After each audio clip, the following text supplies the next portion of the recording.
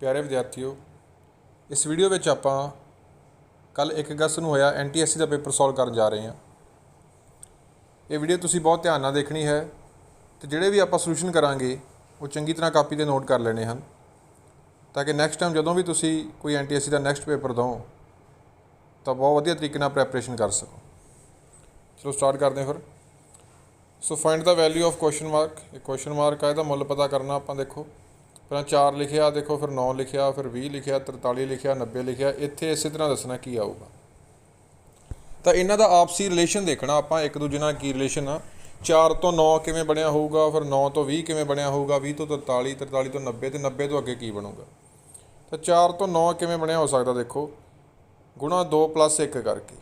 4 × 2 8, 8 + 1 9। 9 तो 20 किवें बनिया, गुणा 2 + 2 करके। 9 × 2 18, 18 ते 2 20। 20 तो 43 किवें बनिया, गुणा 2 + 3 करके। 20 दूना 40, 40 ते 3 43।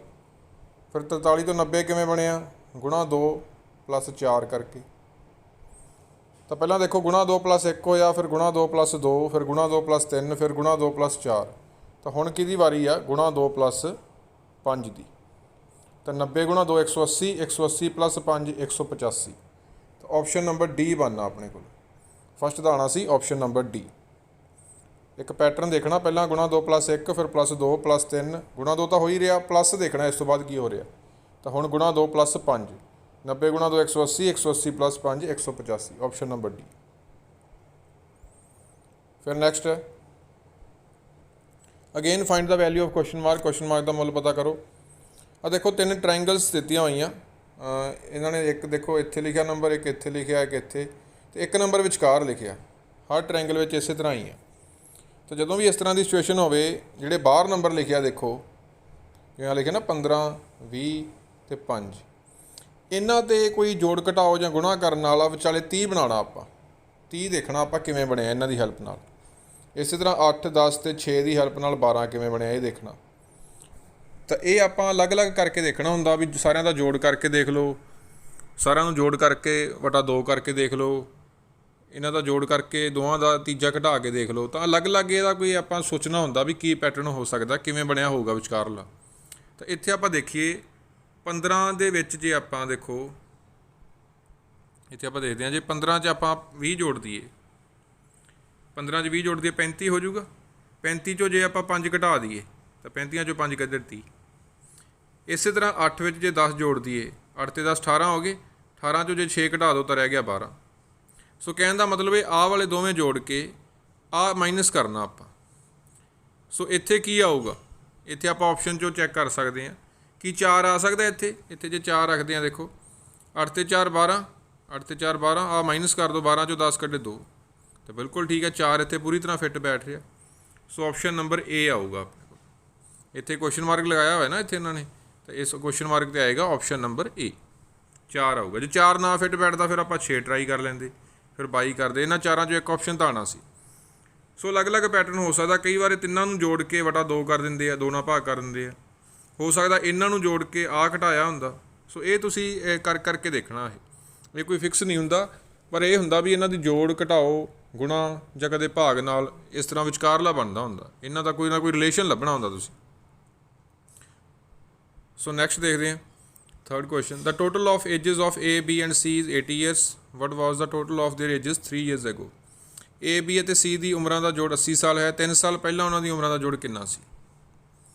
ਤਾਂ ਦੇਖੋ ए बी सी ਕੋਈ 3 ਪਰਸਨ ਆ, ਠੀਕ ਹੈ, ਉਹਨਾਂ ਦੀਆਂ ਹੁਣ ਉਮਰਾਂ ਦਾ ਜੋੜ ਹੈਗਾ 80 ਸਾਲ।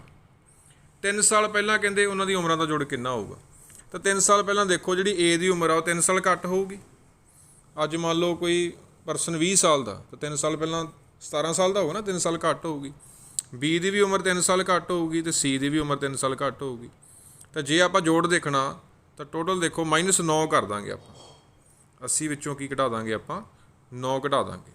ਕਿੰਨਾ ਆ ਗਿਆ 80 ਚੋਂ 9 ਘਟਾ ਕੇ 71 ਆ ਗਿਆ ਆਪਣੇ ਕੋਲ, ऑप्शन नंबर सी। क्योंकि हर परसन 3-3 साल छोटा होगा ना, हर परसन की एज 3-3 साल घट होगी उदों। तो 3 नूं घटा दो, ए चों भी एक बार ए दी मान लो 3 घट गई, बी दी घट गई, सी दी घट गई, तो टोटल 9 घटाना पैना जे आपां नूं जोड़ देखना पैना। 80 चों 9 घटाए 71 आ गए। फिर next if plus मीनस minus plus नूं कहंदे जे माइनस समझ लईए, जेकर प्लस का मतलब है माइनस। गुणा नूं कहंदे जे वंड समझा जाए, माइनस नूं प्लस ते वंड नूं गुणा। Then find out the answer of 67 plus 45 minus 4 plus 7। आ देखो आह चीज़ पता करनी। हुण 67 तो बाद प्लस पाया, प्लस नूं कहंदे की समझना आपां माइनस। आ देखो प्लस नूं की समझना माइनस, सो आपां इहनूं माइनस लिख दांगे। अगे 45 लिख दो। 45 तो बाद आ माइनस दिख रहा तुहानूं, पर माइनस नूं की समझना आपां, देखो माइनस नूं की समझना प्लस, प्लस पा दो। फिर प्लस 7 दिख रहा, पर प्लस नूं की समझना, देखो पहली लाइन माइनस, सो 4 तो बाद माइनस 7। बस इहनूं सॉल्व कर लैंदे आ। उंज बॉड मास याद रखना हुंदा आपां, चलो इत्थे बाहली लोड़ नहीं पैनी, पर फिर भी पता होवे। आ ब्रैकेट ऑफ, ठीक है, division, multiplication, addition, subtraction. Addition subtraction जो जिहड़ा मर्जी कर लीए भावें पहलां, कोई ज़्यादा फर्क नहीं पैंदा। सो पहलां आपां 67 विचों 45 घटा दिंदे आ। 67 विचों 45 घटा के आ जाऊगा 22, ठीक है। फिर 22 ते 4 26, 26 चों 7 कड्ढे 19, 19 आंसर आ जाना ऑप्शन नंबर बी। फिर next, if 0 is to be replaced by 1, 1 is replaced by 2, 2 is replaced by 3। देखो हर नंबर नूं कहंदे ਉਹਦੇ अगले नंबर नाल रिप्लेस कर देना, बदल देना। जे 0 नूं 1 नाल बदल दिता जाए, 1 नूं 2 नाल, 2 नूं 3 नाल, 3 नूं 4, ना ही चली जाता। देखो 8 नूं 9 नाल, 9 नूं 0, हर नंबर नूं ਉਹਦੇ अगले नंबर नाल बदल देना। तो ਇਹਦਾ ਹੁਣ ਮੁੱਲ पता करना। आ देखो 78 है ना, ये 78 नूं आपां की लिखांगे, 7 नूं 8 बना देना, 8 नूं 9, हर नंबर नूं अगले नाल बदलना ना। सो 7 नूं 8 लिखता, 8 नूं 9। 12 नूं की लिखांगे, 1 नूं 2 लिख दो, 2 नूं 3, 23 लिखांगे। 13 नूं की लिखांगे, 1 नूं 2, 3 नूं 4, 24 लिखांगे। 14 नूं की लिखांगे, 1 नूं 2, 4 नूं 5, 25 लिखांगे। सो आ देखो 99 चों आ सारा पहलां 23 घटा दो। देखो 99 चों जे आपां 23 घटावांगे, जै करदे आ तिन्ने जोड़ के लास्ट वाले वो 99 चों घटा दिंदे आ। ये सारिਆਂ ਦਾ ਇੱਕੋ निशान है ना, जुड़ जाणगे, ਇੱਕੋ निशान वाले जुड़ जाते होंगे सेम साइन वाले। तो ये बन गया अपने को 60, 67 ते 72 बन गया तिन्हों नूं जुड़ के। सो 99 विचों जे आपां 72 माइनस करते हैं तो अपने को आ जाएगा 17, ऑप्शन नंबर सी बन जाएगा। या तुसीं एवें कर सकते, 99 चों पहलां 23 घटा लो, जिन्ना आंसर आ गया वो 24 घटा लिओ, फिर वो जिन्ना आंसर आ गया वो 25 घटा लिओ। इस तरह वारी वारी घटाई जावांगे।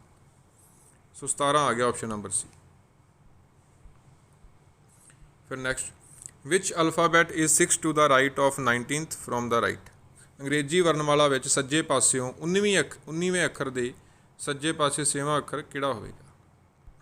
तो देखो मान लो जिवें अंग्रेजी वर्णमाला ABC इस तरह करके लिखी हुई है XYZ। पहला आपां देखना सज्जे पासियों 19वां अखर, इधरले पासियों किन्नवां अखर होगा 19वां।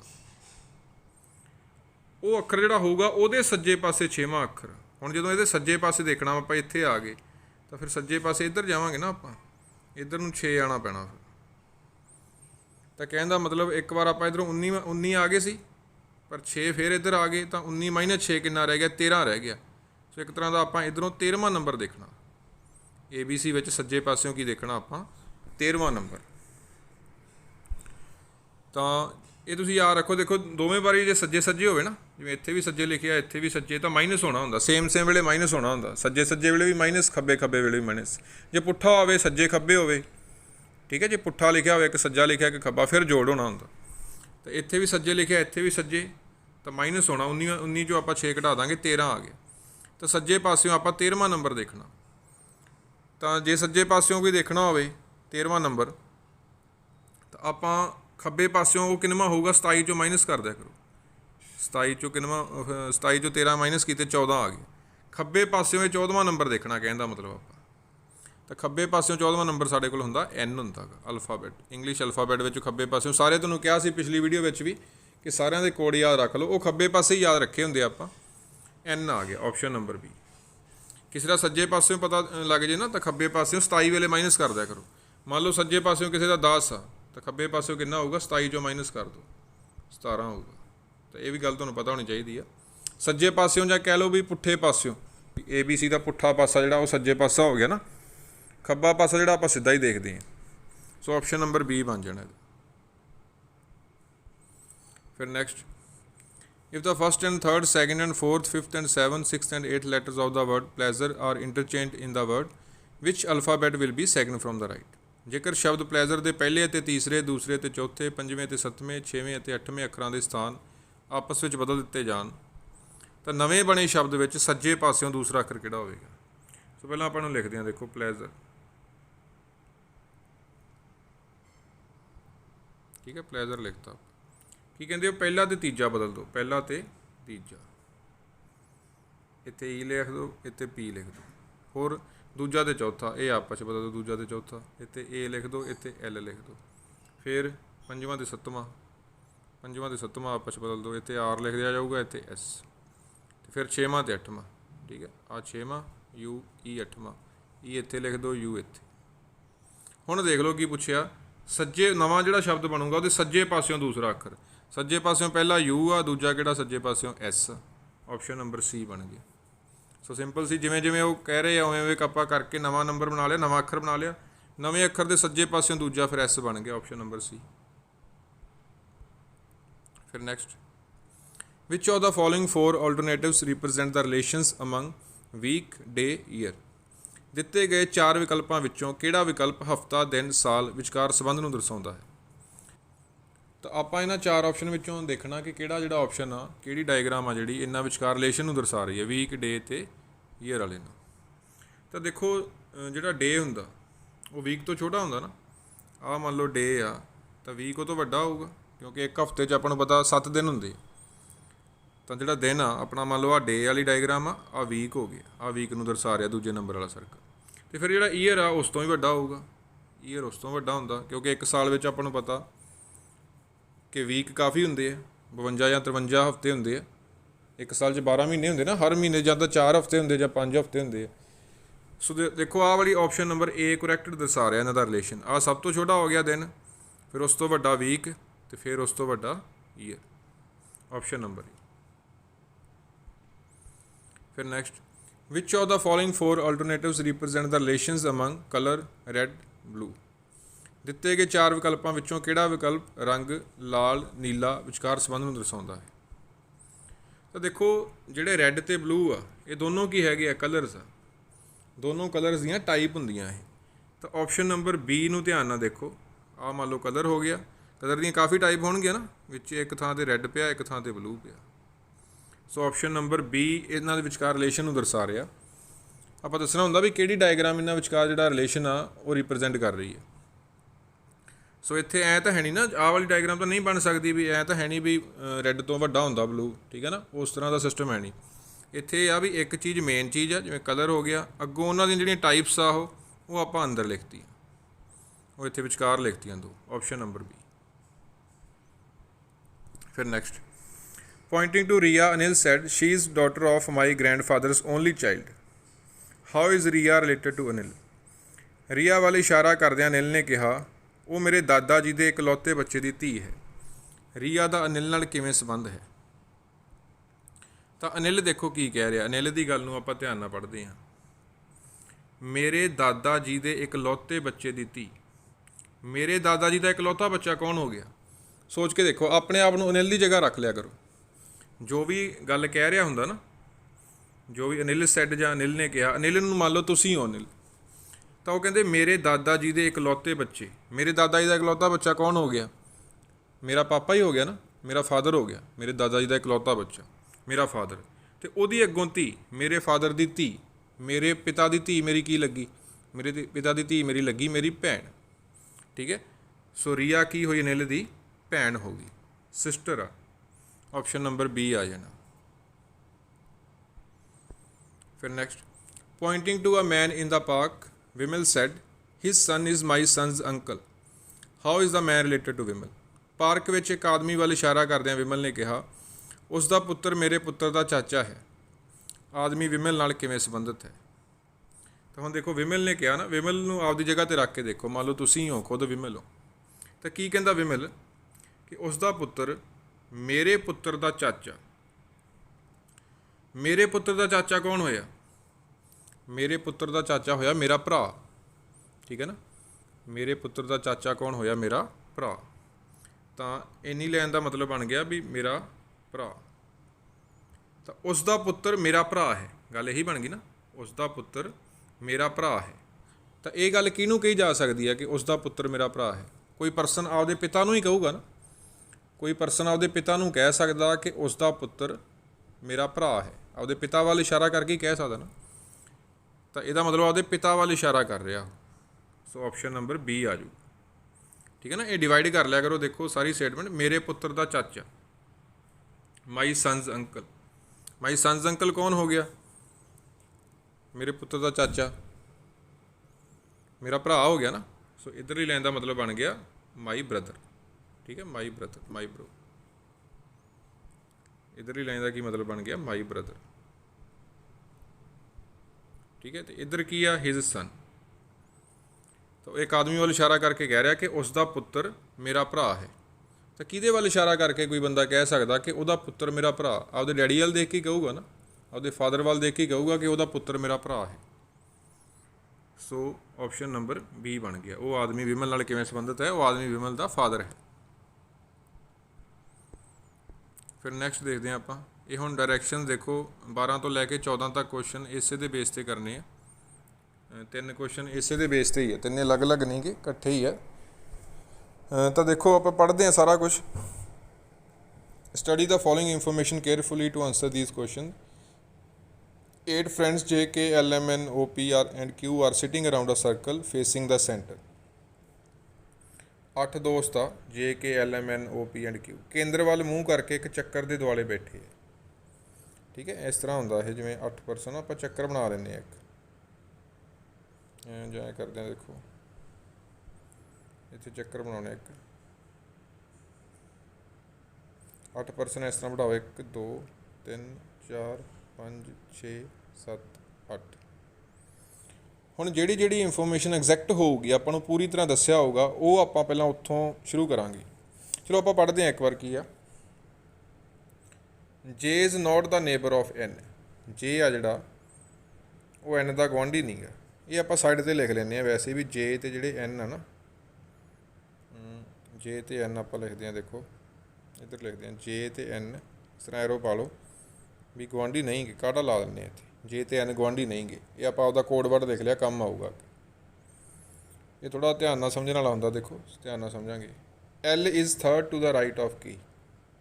L K ਦੇ ਸੱਜੇ ਤੋਂ ਤੀਜੇ ਨੰਬਰ 'ਤੇ ਹੈ। ਤਾਂ ਆਹ ਚੀਜ਼ ਐਗਜ਼ੈਕਟ ਪਤਾ ਲੱਗ ਗਈ ਨਾ, ਇੱਥੋਂ ਬਿਠਾਉਣਾ ਸ਼ੁਰੂ ਕਰਾਂਗੇ। L K ਦੇ ਸੱਜੇ ਤੋਂ ਤੀਸਰੇ ਨੰਬਰ 'ਤੇ ਹੈ। K ਨੂੰ ਬਿਠਾਤਾ, ਮੰਨ ਲਓ K ਇੱਥੇ ਬਿਠਾਤਾ, ਤਾਂ L ਆ ਜਿਹੜਾ, ਉਹ ਇਹਦੇ ਸੱਜੇ ਤੋਂ ਤੀਸਰੇ ਨੰਬਰ 'ਤੇ। ਆਹ ਦੇਖੋ, ਆਹ ਪਹਿਲਾ ਨੰਬਰ, ਆਹ ਦੂਜਾ ਨੰਬਰ, ਆਹ ਪਹਿਲਾ ਸੀ ਦੇਖੋ, ਆਹ ਦੂਜਾ ਨੰਬਰ, ਆਹ ਤੀਜਾ ਬਣ ਗਿਆ। ਸੱਜੇ ਪਾਸੇ ਦੇਖਣਾ ਨਾ, ਆਹ ਇੱਥੇ K ਬੈਠਾ, ਇਹਦਾ ਪਹਿਲਾ ਨੰਬਰ ਹੋ ਗਿਆ, ਦੂਜਾ ਨੰਬਰ ਤੀਜਾ। ਤਾਂ L ਇੱਥੇ ਬਿਠਾ ਦਿਓ। L ਅਤੇ K ਤਾਂ ਬਹਿ ਗਏ ਆ, ਸਾਰਿਆਂ ਨੂੰ ਬਿਠਾਉਣਾ ਆਪਾਂ ਵੀ ਕਿੱਥੇ ਕਿੱਥੇ ਬੈਠਣਗੇ। ਅੱਗੇ ਦੇਖਦੇ ਹਾਂ ਫਿਰ। Q is second to the left of N who is immediate right of L। Q N ਦੇ ਖੱਬੇ ਤੋਂ ਦੂਜਾ ਹੈ, ਜੋ L ਦੇ ਸੱਜੇ ਪਾਸੇ ਹੈ। ਤਾਂ ਦੇਖੋ L ਦੇ ਸੱਜੇ ਪਾਸੇ ਕੌਣ ਆ? who is immediate right of L। who ਕਿਹਦੇ ਲਈ ਯੂਜ਼ ਹੋਇਆ? N ਲਈ। ਤਾਂ L ਦੇ ਸੱਜੇ ਪਾਸੇ ਆਪਾਂ N ਬਿਠਾਉਣਾ। ਹੁਣ ਧਿਆਨ ਨਾਲ ਦੇਖੋ, L ਦਾ ਮੂੰਹ ਇੱਧਰ ਨੂੰ ਆ ਨਾ, ਸੈਂਟਰ ਵੱਲ ਦੇਖ ਰਹੇ ਆ ਸਾਰੇ। ਤਾਂ ਆਪਦੇ ਆਪ ਨੂੰ L ਦੀ ਥਾਂ 'ਤੇ ਬਿਠਾ ਕੇ ਦੇਖੋ, ਤਾਂ ਇਹਦਾ ਸੱਜਾ ਕੌਣ ਹੋਇਆ? ਇੱਧਰ ਬੈਠੂਗਾ ਇਹਦਾ ਸੱਜਾ, ਆਹ ਵਾਲੀ ਲਾਈਨ 'ਤੇ। N ਇੱਥੇ ਆਊਗਾ, N ਇੱਥੇ ਆ ਗਿਆ। ਇਹ ਲਾਈਨ ਨੂੰ ਦੁਬਾਰਾ ਪੜ੍ਹਦੇ ਹਾਂ ਇੱਕ ਵਾਰ। Q is second to the left of N। Punjabi 'ਚ ਵੀ ਦੇਖ ਸਕਦੇ ਹਾਂ। Q N ਦੇ ਖੱਬੇ ਤੋਂ ਦੂਜਾ ਹੈ, ਜੋ L ਦੇ ਸੱਜੇ ਪਾਸੇ ਹੈ। L ਦੇ ਸੱਜੇ ਪਾਸੇ ਦੇਖੋ ਬਿਠਾਤਾ ਆਪਾਂ, ਇਮੀਡੀਏਟ ਰਾਈਟ ਆਫ L, ਬਿਲਕੁਲ ਸੱਜੇ ਪਾਸੇ ਬਿਠਾਤਾ ਨਾ ਇਹਨੇ। ਹੁਣ Q ਬਾਰੇ ਕੀ ਕਿਹਾ ਸੀ ਇਹਨਾਂ ਨੇ? ਕਿ Q ਆ ਜਿਹੜਾ N ਦੇ ਖੱਬੇ ਤੋਂ ਦੂਜੇ 'ਤੇ ਹੈ। ਤਾਂ N ਦਾ ਮੂੰਹ ਇੱਧਰ ਨੂੰ ਆ ਦੇਖੋ, ਸੈਂਟਰ ਵੱਲ। ਤਾਂ ਇਹਦਾ ਖੱਬਾ ਕਿਹੜਾ ਹੋ ਗਿਆ? L ਦੇ ਖੱਬੇ ਪਾਸੇ ਹੈ ਨਾ। ਉਹਨਾਂ ਨੇ ਕਿਹਾ ਦੂਜੇ ਖੱਬੇ ਤੋਂ ਦੂਜੇ 'ਤੇ ਹੈ।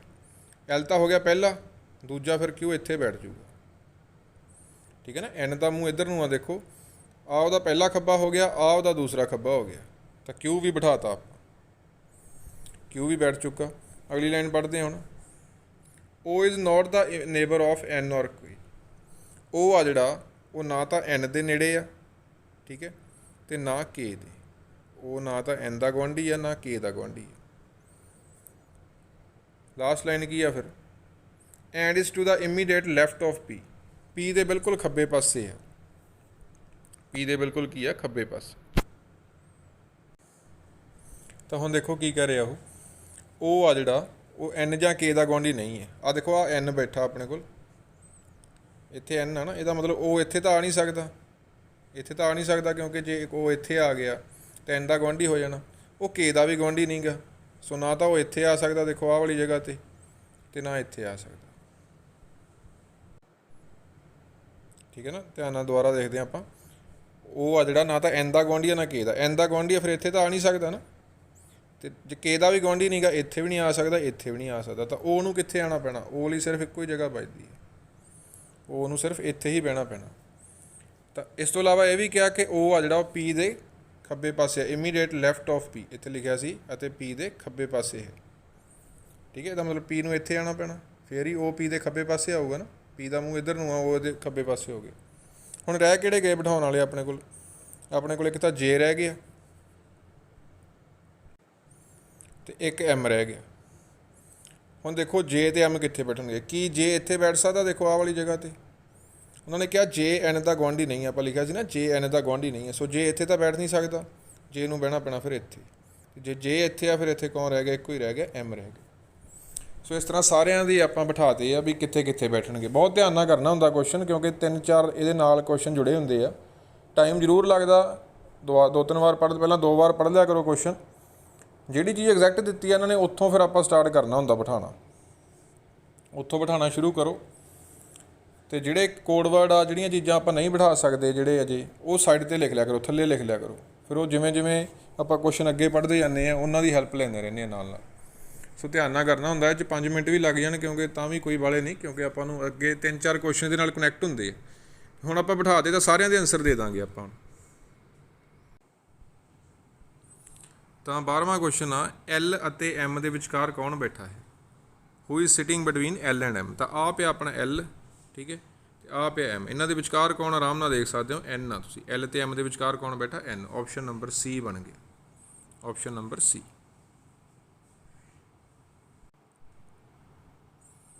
ਫਿਰ ਨੈਕਸਟ ਹੈ, which of the following pair of persons represent as neighbours. ਹੇਠ ਲਿਖਿਆਂ ਵਿੱਚੋਂ ਕਿਹੜਾ ਵਿਅਕਤੀ ਉਹਦੇ ਗੁਆਂਢੀ ਨੂੰ ਦਰਸਾਉਂਦਾ ਹੈ? ਉਹਦੇ ਗੁਆਂਢੀ ਕਿਹੜੇ ਕਿਹੜੇ ਆ? ਤਾਂ ਆਪਾਂ ਜਿਹੜੀ ਡਾਇਗਰਾਮ ਬਣਾਈ ਸੀ ਉਹ ਵੱਲ ਦੁਬਾਰਾ ਦੇਖਦੇ ਹਾਂ। ਉਹਦੇ ਗੁਆਂਢੀ ਦੇਖਦੇ ਹਾਂ ਕਿਹੜੇ ਕਿਹੜੇ ਆ ਉਹਦੇ 'ਚ। ਤਾਂ ਦੇਖੋ ਇਹਨੂੰ ਧਿਆਨ ਨਾਲ, ਉਹਦੇ ਗੁਆਂਢੀ ਆਪਾਂ ਦੇਖ ਸਕਦੇ ਹਾਂ ਕਿਹੜੇ ਕਿਹੜੇ। ਆਹ ਪਿਆ ਆਪਣਾ ਉਹ, ਇਹਦੇ ਗੁਆਂਢੀ ਕਿਹੜੇ ਆ? ਇੱਕ ਤਾਂ ਐਮ ਹੋ ਗਿਆ, ਇੱਕ ਹੋ ਗਿਆ ਪੀ। ਤਾਂ ਉਹਦੇ ਗੁਆਂਢੀ ਕਿਹੜੇ ਕਿਹੜੇ ਆ? ਉਹਦੇ ਜਿਹੜੇ ਜਮਾਂ ਨਾਲ ਬੈਠੇ ਆ ਐਮ ਅਤੇ ਪੀ। ਤਾਂ ਦੇਖ ਸਕਦੇ ਹਾਂ ਫਿਰ ਐਮ ਅਤੇ ਪੀ ਕੀ ਆਊਗਾ? ਫਿਰ ਆਪਸ਼ਨ ਨੰਬਰ ਡੀ ਆ ਗਿਆ, ਐਮ ਅਤੇ ਪੀ ਵਾਲਾ।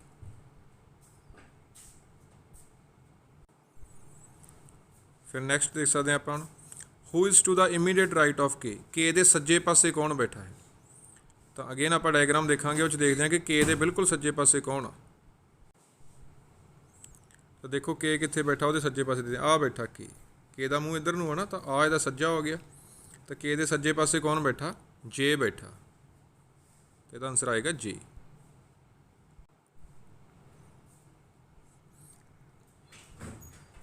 ਤਾਂ ਆਪਸ਼ਨ ਨੰਬਰ ਏ ਆ ਜਾਏਗਾ ਆਪਣੇ ਕੋਲ, ਆਪਸ਼ਨ ਨੰਬਰ ਏ।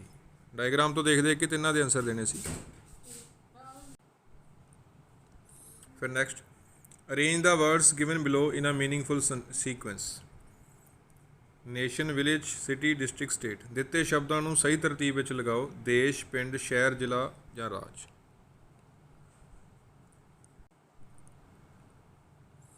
ਤਾਂ ਇਸ ਤਰ੍ਹਾਂ ਦੇ ਕੁਐਸਚਨ ਦੇਖੋ ਕਿਵੇਂ ਕਰਨੇ ਹੁੰਦੇ ਆ।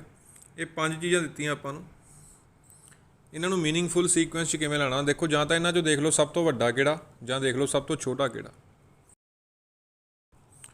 ਤਾਂ ਇਹਨਾਂ 'ਚੋਂ ਜੇ ਆਪਾਂ ਦੇਖੀਏ ਤਾਂ ਸਭ ਤੋਂ ਛੋਟਾ ਕਿਹੜਾ? ਸਭ ਤੋਂ ਛੋਟਾ ਹੈਗਾ ਪਿੰਡ ਹੈਗਾ। ਇਸ ਤੋਂ ਵੱਡਾ ਕਿਹੜਾ? ਫਿਰ ਪਿੰਡ ਤੋਂ ਵੱਡਾ ਇਹਨਾਂ 'ਚੋਂ ਸ਼ਹਿਰ, ਫਿਰ ਜ਼ਿਲ੍ਹਾ, ਉਸ ਤੋਂ ਵੱਡਾ ਰਾਜ, ਉਸ ਤੋਂ ਵੱਡਾ ਦੇਸ਼।